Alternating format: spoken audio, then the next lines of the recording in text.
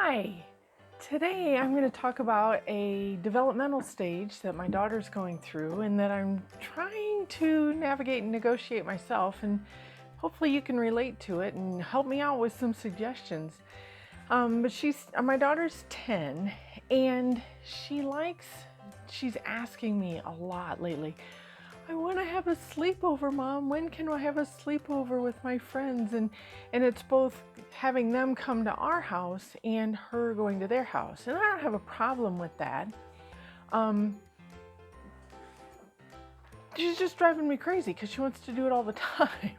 And I'm thinking, I didn't have this with my mom. I wasn't pestering her on a regular basis. And when I think back to when I was her age, the sleepovers happened for birthdays, and that was really the only time we did sleepovers at a friend's house. But we were in school too, so our schedule was very dictated, and our availability was dictated by the school schedule. We had to be at school at 8 or 9 o'clock every day, every morning.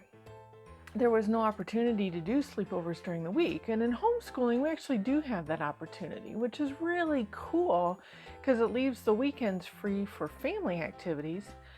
But yeah, and then part of what I'm kind of juggling around here is just her taking the ownership of this. Why am I in the middle of so many of these plans? And then I think, well, at 10 years old, was I putting my mom in the middle, or was I managing more of this on my own? And if so, maybe I need to be shifting more of this onto my daughter. I don't know, 10's a weird age. So I was thinking about it, and when I was 10, going to school, obviously, I think that my friends and I would be playing, and we would just get the idea, hey, why don't you come over to my house this weekend? Yeah, cool. Okay, well, I'll ask my mom and you ask your mom and then call me and we'll see if it's okay. And I can actually remember going to my mom and saying, hey, Mom, can Susie come and spend the night this weekend if it's okay with her mom? And then when my mom would say yes, then I would call Susie and say, what did your mom say? And she'd say, yeah, my mom said yes too. And we're like, okay, cool. Well, you bring this and bring it to school, and you can ride the bus home with me. And my mom will take you home Saturday morning before lunch.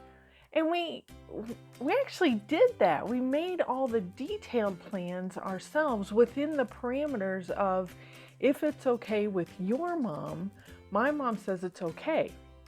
Or if it wasn't, we just did it a different time. So it was always given the parameter that it has to be okay with both of the moms. So I'm thinking, I think as homeschooling moms, it's really easy to get into the habit of being the coordinator and the planner.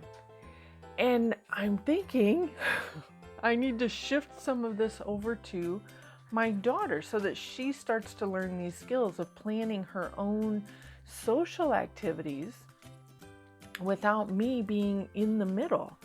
And I think I'm ready for that. I hope she is too. But I feel like, because if I'm putting all of my energy into this infinite amount of little stuff, then I don't have the energy for planning the big stuff.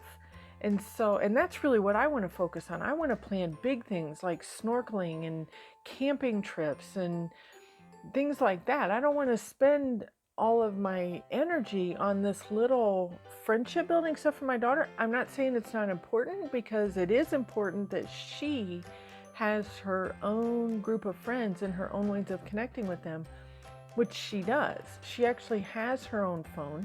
She's set up on Kids Messenger. She has the means of reaching out to her friends and going, hey, I'd like to have a sleepover. Would you like to come on either Thursday or Saturday? And that way it doesn't have to be one or the other. It can be one or the other.